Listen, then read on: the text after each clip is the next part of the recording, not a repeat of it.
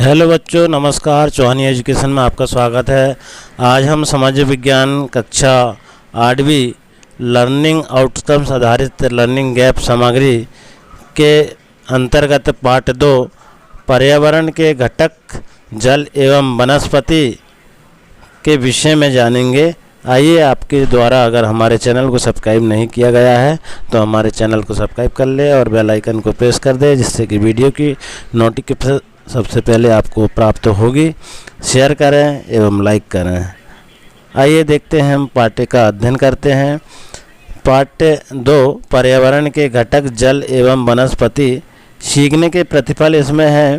पर्यावरण के विभिन्न घटकों तथा उनके पारस्परिक संबंधों का वर्णन करते हैं, अपने आसपास प्रदूषण के कारकों का विश्लेषण करते हैं तथा उन्हें कम करने के उपाय की सूची बनाते हैं।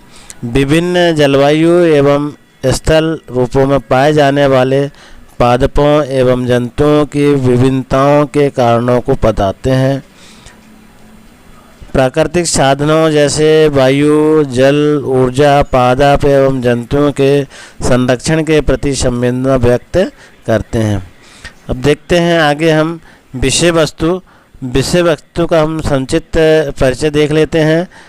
पर्यावरण का शाब्दिक अर्थ है हमारे आसपास जो भी उपस्थित है अथवा हमारे आसपास जो पाया जाता है पर्यावरण है, जैसे जल, स्थल, वायु, प्रकाश, प्रकृति द्वारा निर्मित संसाधन, पेड़, नदी, मानव, पर्वत तथा मानव द्वारा निर्मित वस्तुएं, सड़क, बांध, मेज, स्कूल, इमारतें, कार आदि। ये सभी जितने भी हमें आसपास उपस्थित दिखाई देते हैं वो सब प्रत्यक्ष या अप्रत्यक्ष रूप से प्रभावित करते हैं।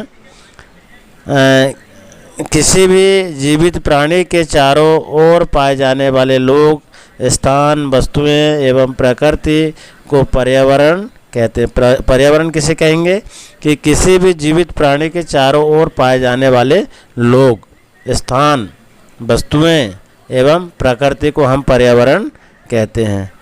यह प्राकृतिक एवं मानव निर्मित परिघटनाओं का मिश्रण है। प्राकृतिक पर्यावरण में हमें पृथ्वी पर पाए जाने वाली जीवी तथा अजीवी दोनों परिस्थितियां सम्मिलित है, जबकि मानवीय पर्यावरण में मानव की परस्पर क्रियाएं, उनकी गतिविधियां व उनके द्वारा निर्मित रचनाएं शामिल है। अब हम हमारे पर्यावरण के जो घटक हैं वो जल, इसके विषय में जान लेते हैं। तो पर्यावरण के घटक जल में हम देखेंगे तो जल जो है बच्चों हमारे लिए बहुत अति आवश्यक है। जल है तो कल है, और जल के बगैर हम जीवित नहीं रह सकते, इसलिए इसका और भी महत्व हम जानते हैं। जल हमारे जीवन के लिए अत्यंत आवश्यक है। हमारी दैनिक दिनचर्या बिना जल के पूर्ण नहीं हो पाती है।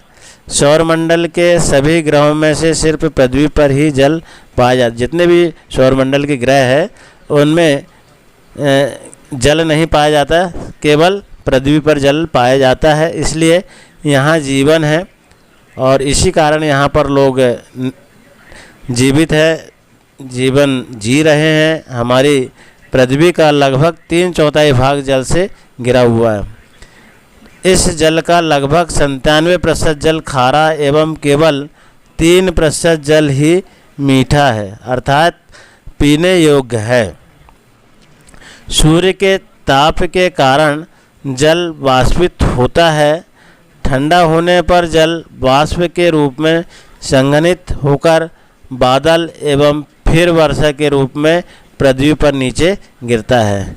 तो यह सूर्य के ताप के कारण क्या होता है बच्चों, देख लें। जब हम देखते हैं सूर्य जब तपता है तो हमारे पृथ्वी पर जो जल रहता है वो बाष्पीकरण होकर के ऊपर बाष्पीकरण की क्रिया होती है। और बाष्पीकरण क्या होता है, जब सूर्य का प्रकाश जल पर पड़ता है तो वह जल जो है गर्म होता है और गर्म होके ऊपर उठता है। कोई भी वस्तु जो है जब हल्की होगी तो वो ऊपर उठेगी, तो ऊपर उठ कर के वो बाष्पीकरण क्रिया के माध्यम से वो उड़कर बाष्पीकरण उड़ जाती है और वही पानी जो है बादलों में के रूप में हमको दिखाई देता है, और वही जब आपस में टकराते हैं तो वर्षा होती है। इस प्रकार की ये क्रियाएं जो है चलती रहती है। तो ये जो है जल वाष्पित होता है और ठंडा होने पर जल वाष्प के रूप में संघनित होकर बादल एवं फिर वर्षा के रूप में पृथ्वी पर नीचे गिरता है। जैसे कि हमने अभी बताया, जल लगातार अपना स्वरूप बदलता रहता है और यह महासागरों, वायुमंडल व संपूर्ण पृथ्वी के बीच चक्कर लगाता है रहता है। इस संपूर्ण प्रक्रिया को हम जल चक्र कहते हैं। महासागरीय जल 3 रूपों में गतिमान रहता है: तरंगें, ज्वार भाटा एवं धाराएं।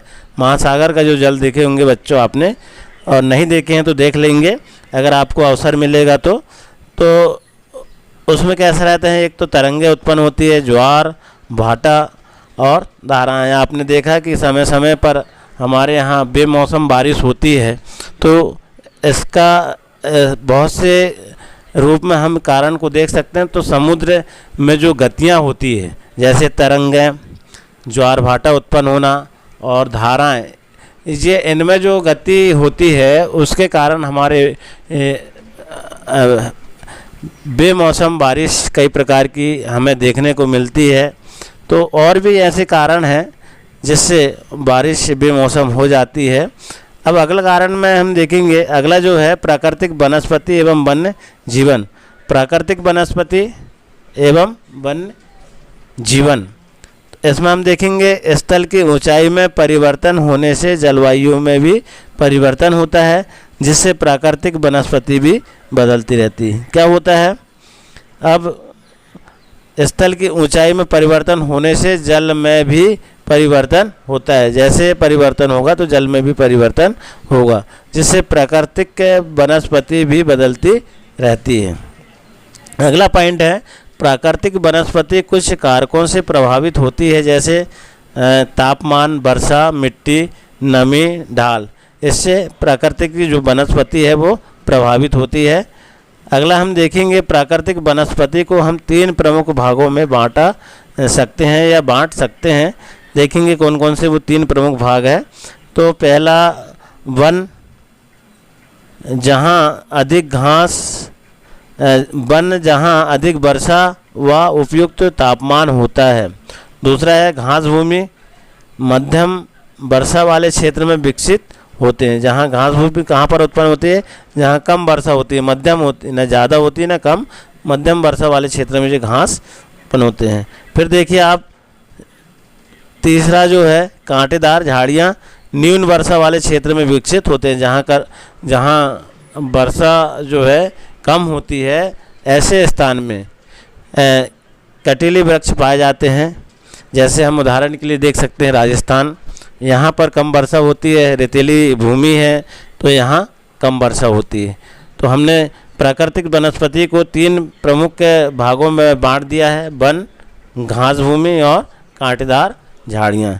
वन के विषय में जहाँ अधिक वर्षा होती है वहाँ वन है ना, और तापमान भी होता है, वर्षा भी होती है और तापमान भी होता है। घास भूमि जहाँ न ज़्यादा न कम, मीडियम टाइप की वर्षा होती है, वहाँ ये घास विकसित होते हैं। कांटेदार झाड़ियाँ जहाँ पर कम वर्षा होती है, यहाँ कांटेदार झाड़ियाँ पाई जाती है। अगला देखेंगे हम, वनस्पति की विविधता के कारण उनमें पाए जाने वाले वन्य जीवों में भी विविधता होती है। वनस्पति की जो विविधता है उसके कारण भी उनमें जो पाए जाने वन्य जीव भी वैसे ही होते हैं।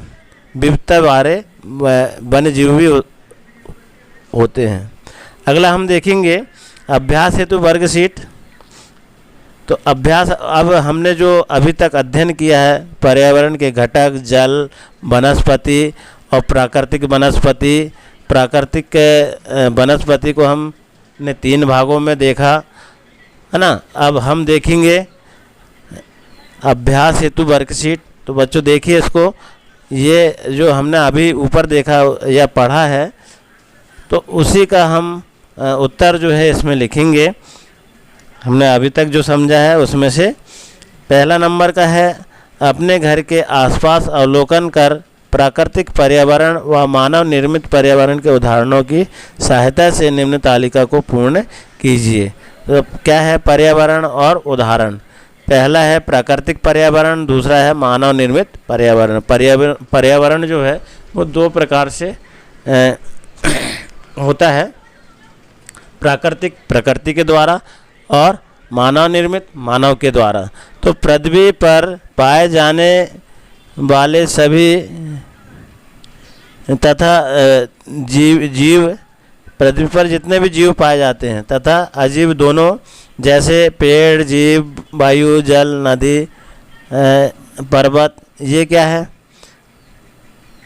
पृथ्वी पर पाए जाने वाले जीवी अजीवी है। अब ये जो है, इसके बाद देखेंगे हम मानव निर्मित पर्यावरण। पर्यावरण पर मानव की परस्पर क्रियाओं एवं उनकी गतिविधि, जैसे सड़क, बांध, मेज, स्कूल, इमारतें, कार, घर आदि, ये मानव निर्मित है। और प्राकृतिक में भी हमने देख लिया। अब देखेंगे हम दूसरे नंबर पे, तो नीचे दिए गए वाक्यों को दिए गए शब्दों की सहायता से पूर्ण कीजिए। स्थल मंडल, जैव मंडल, वायुमंडल और जलमंडल, इनको उचित स्थान में हमको भरना है। तो हम देखेंगे पहला, पृथ्वी के चारों ओर फैली परत को क्या कहते हैं बच्चों? वायुमंडल कहते हैं।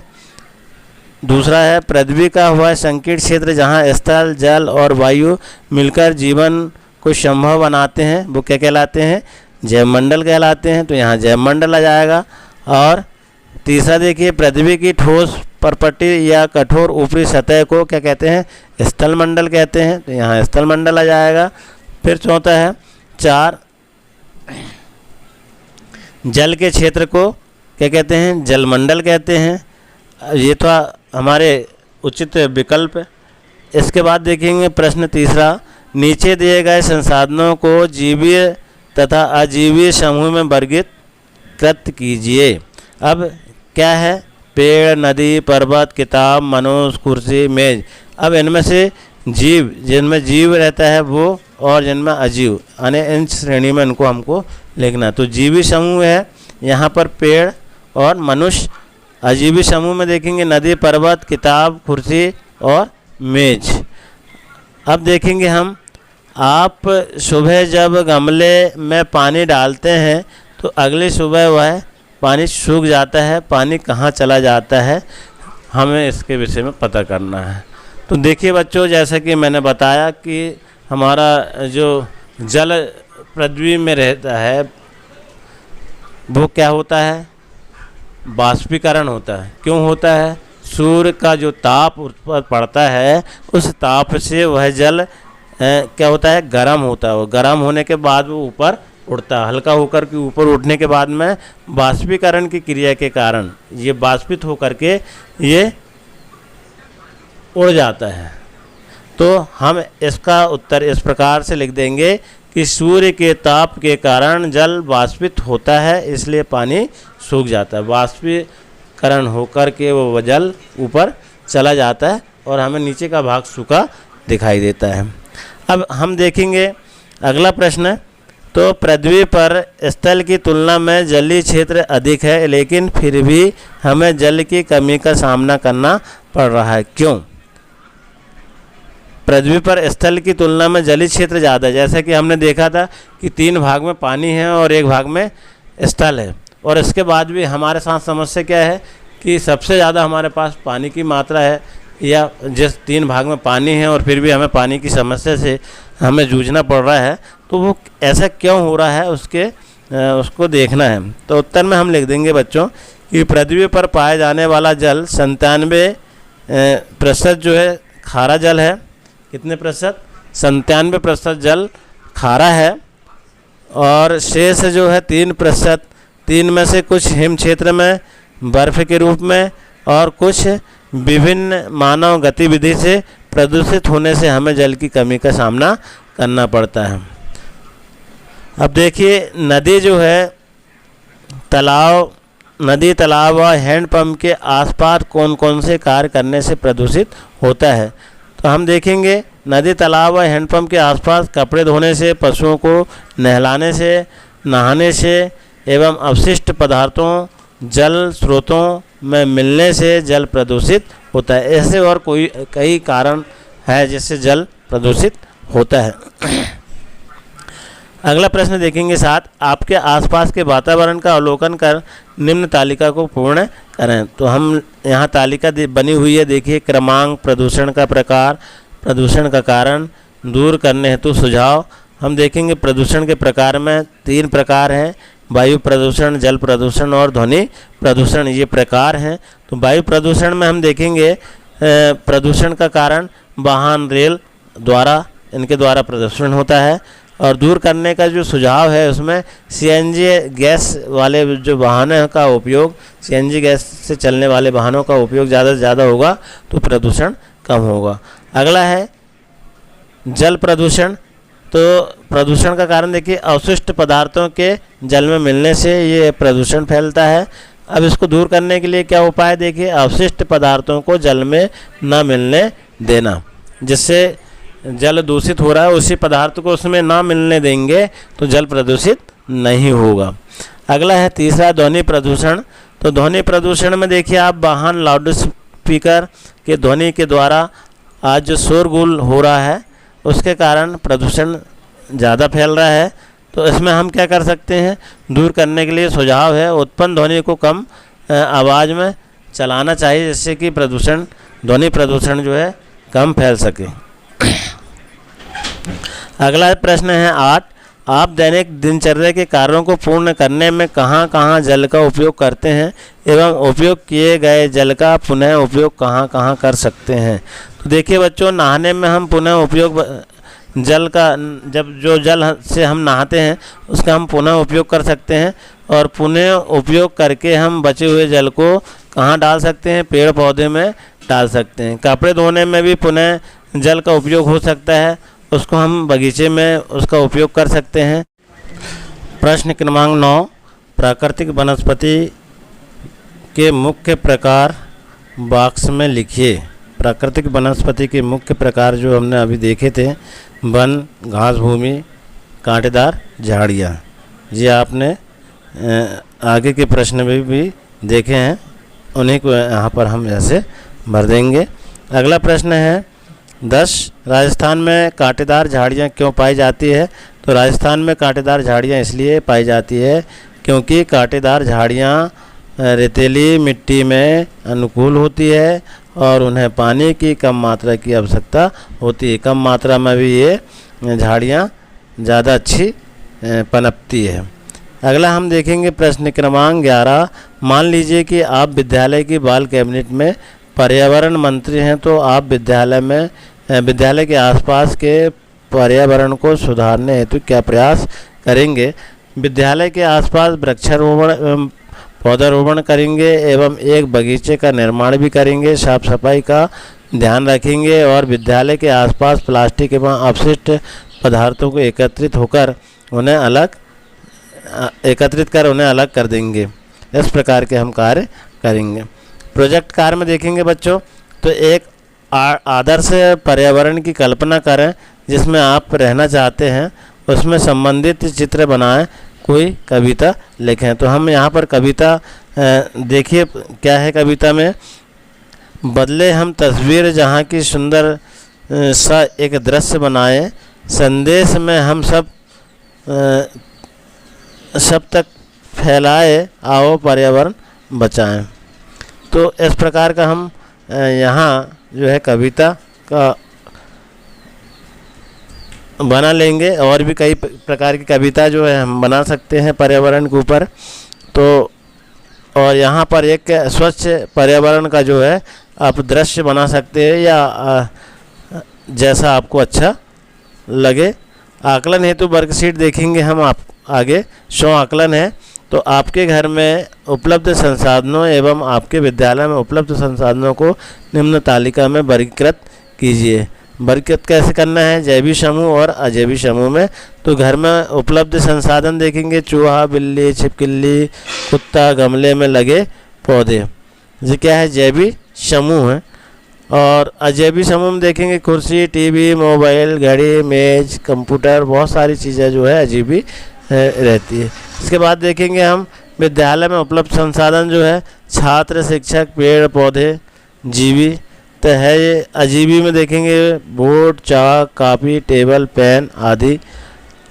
अगला है, आप किन आदतों को अपनाकर जल का संरक्षण कर सकते हैं। तो हम क्या करेंगे, किस प्रकार के हम जल को बचाने के लिए प्रयास करेंगे बच्चों। देखिए, तो नहाने के लिए छोटी बाल्टी एवं जग का उपयोग करके, दैनिक कार्यों में जितना उपयोगी हो उतना पानी का उपयोग करके करना चाहिए, ज़्यादा पानी का उपयोग करना नहीं चाहिए।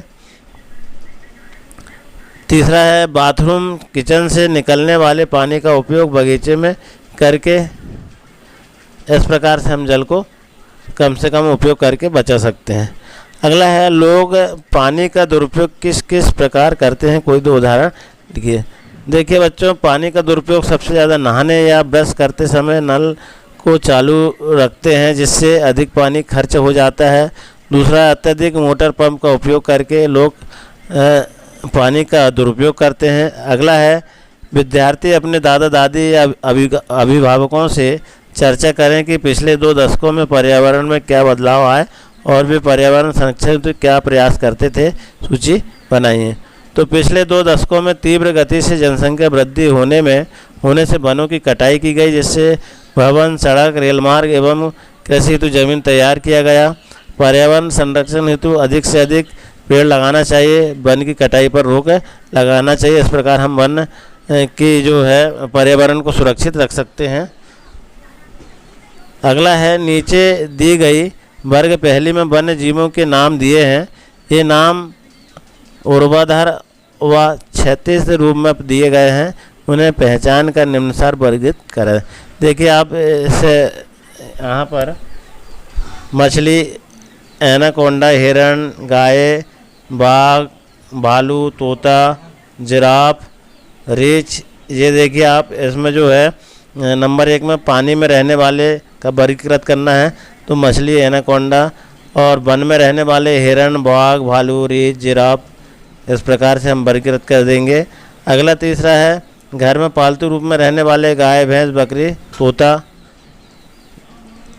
फिर है, आपके गांव शहर में उपलब्ध जल स्रोत किस प्रकार प्रदूषित होता है, यहाँ लिख देंगे। उत्तर में हम ये गांव शहर में घरों, कारखानों और रासायनिक अपशिष्ट पदार्थों के निकलने की वजह से स्रोतों में मिलने से जल प्रदूषित होता है, और तालाब और नदी के किनारे शौच करने से, पशुओं को पानी नहलाने से भी जल प्रदूषित, और भी ऐसे कई कारण हैं जिससे जल प्रदूषित होता है। तो इसी प्रकार के वीडियो में बने रहने के लिए आप चैनल को सब्सक्राइब करें और बेल आइकन को प्रेस करें।